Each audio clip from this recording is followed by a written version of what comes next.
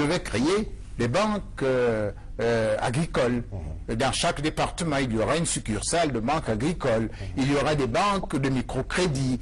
Et donc, nous allons former les gens. Nous mettrons à la disposition de chaque département, si les revenus que nous avons aujourd'hui sont encore là, demain, quand je serai là, 2,5 milliards à 3 milliards dans chaque département pour le développement de l'agriculture.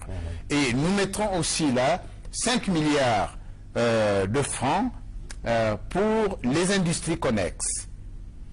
Prenez un exemple comme le maïs.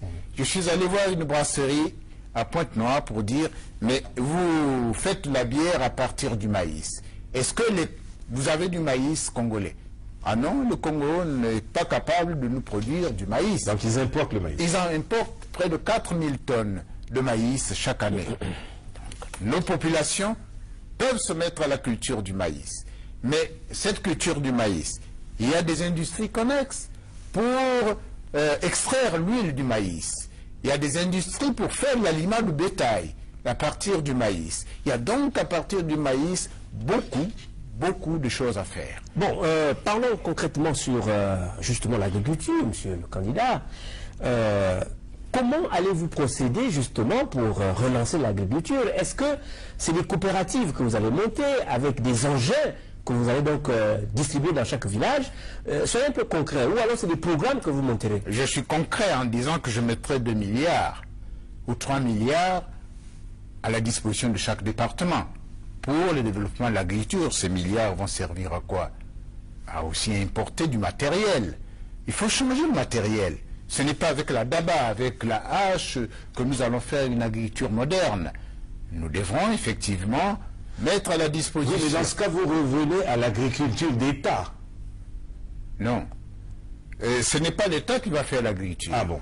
L'État va aider les paysans à faire l'agriculture. Regardez en Donc France. individuellement, hein, les paysans individuellement. Individuellement ou collectivement, pourquoi pas, s'ils sont en coopérative, s'ils sont dans un village, une famille, ils peuvent faire l'agriculture. En France, en Europe, l'agriculture est subventionnée.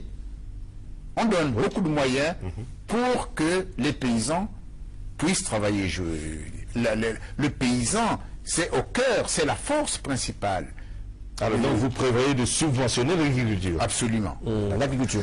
Puisque nous parlons déjà de développement, il faut quand même que je pose une question sur le développement régional, départemental, comme on dit, dans le département. Il y a la décentralisation qui est mise chez nous. J'aimerais savoir comment entendez-vous développer nos départements? Est-ce que, en renforçant bien sûr cette politique de la décentralisation? La décentralisation, vous savez, le pouvoir de proximité, c'est le meilleur qui soit. Ce n'est pas à partir de Brazzaville qu'on peut régler les problèmes du Congo. La décentralisation, c'est une grande idée.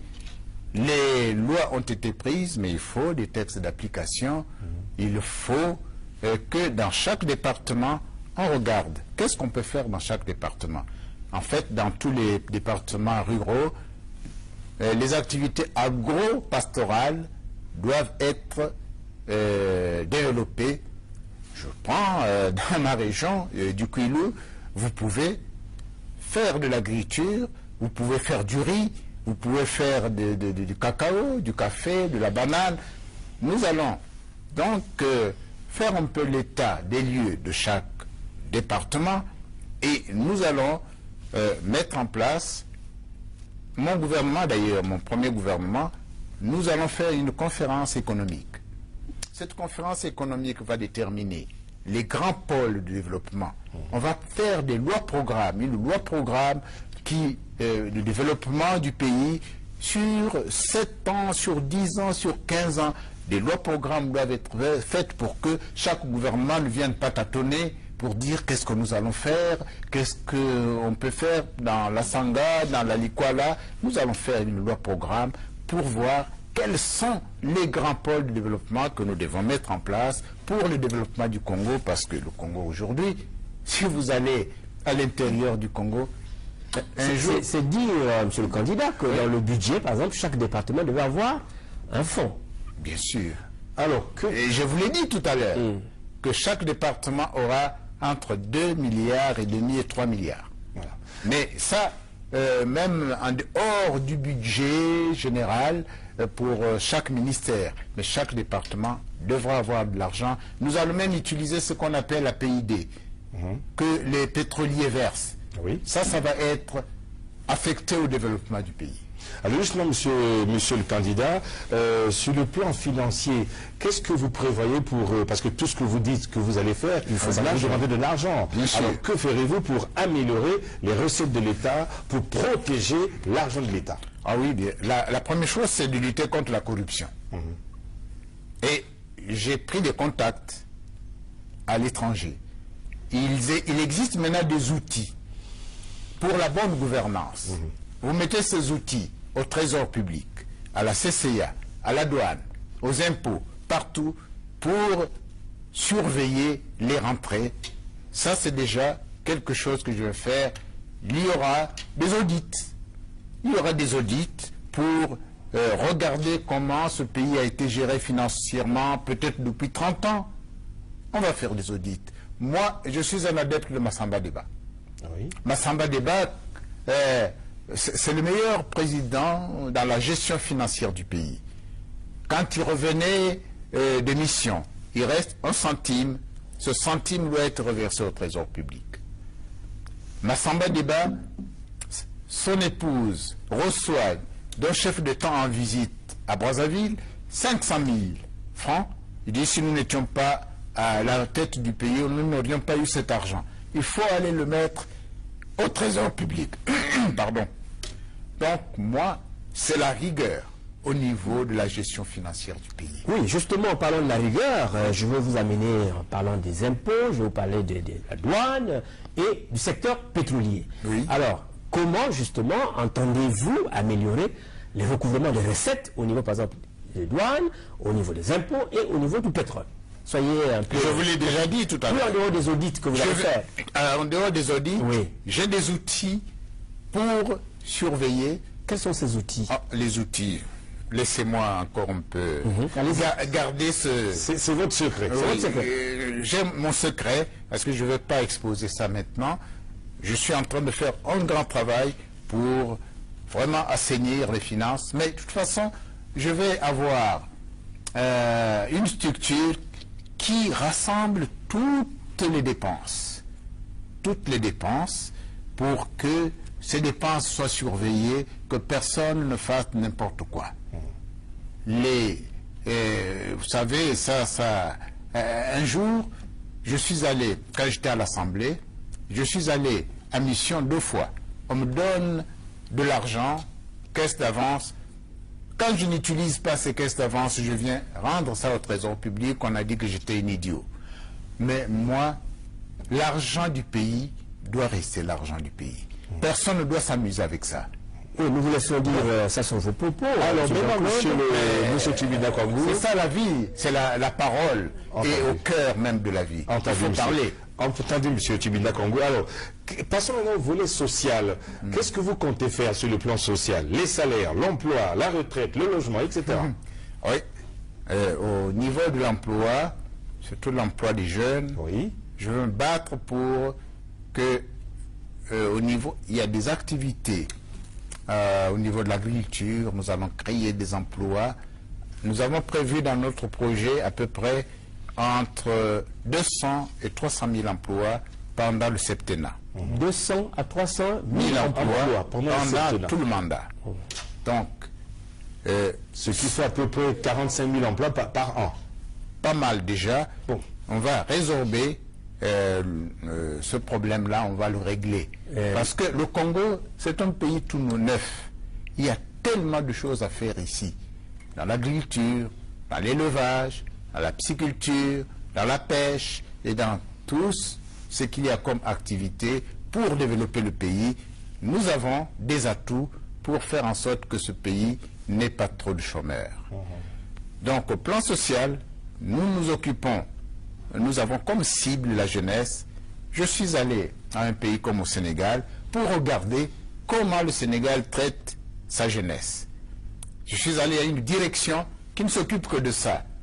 Lorsque quelqu'un sort de l'université, il est avocat par exemple, il n'a pas de moyens, Mais l'État a mis dans les banques de l'argent pour garantir justement les projets de ces jeunes-là qui n'ont pas de moyens.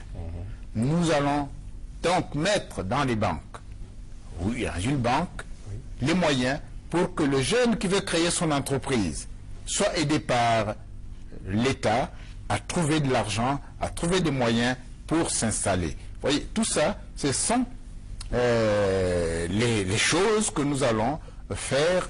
Vous avez des banques de microcrédit. Il y a des femmes, par exemple, pour entreprendre une activité, il n'a pas besoin de grandes choses, il a besoin de 50 000, de 100 000, de 200 000 francs. Les banques de microcrédit devraient aussi participer à l'amélioration de notre existence. Donc, au plan social, nous allons faire ça. Mais il y a aussi les problèmes de santé. Oui. La santé... allez-y, vous avez anticipé, mais enfin, allons-y. Problème de santé, nous allons regarder ce qu'il nous faut faire, les personnes du troisième âge, par exemple. Oui, allez-y. Nous allons prendre en charge les personnes du troisième âge. En quoi faisant? Mais les traitements seront gratuits pour les personnes du troisième âge, les retraités. Et ils n'ont plus les moyens. Quand vous allez dans nos villages, les vieilles personnes sont là comme abandonnées à eux-mêmes. Il faut que l'État les prenne en charge. Donc les retraités. Encore le social, je crois... Jean-Claude, j'ai une question quand même, je vais ramener un peu le candidat sur le secteur création-emploi. Oui. Je crois que vous devez m'excuser, hein, puisque c'est une question qui arrive un peu en retard. Oui. Bon, vous avez dit que vous allez créer près de 200 à 300 000 emplois pendant le septennat. Oui. Comment justement, puisque vous avez cité l'agriculture, vous avez cité l'élevage, etc., j'aimerais un peu savoir que vous nous expliquiez, pas à pas, si vous pensez bien que ça soit comme ça, comment entendez-vous redynamiser le secteur privé? Parce que le secteur privé également est porteur d'emploi. Le secteur privé créateur d'emplois, tout ce qui a été privatisé là, le NPT par exemple, aujourd'hui en panne, mais je vais renationaliser. Le secteur privé, c'est des gens qui ont des idées. Ah, vous ramenez donc l'ENPT, enfin vous ressuscitez l'ENPT, je redevient entreprise nationale, parce qu'aujourd'hui on n'a même plus de téléphone. L'ENPT va redevenir une entreprise d'État.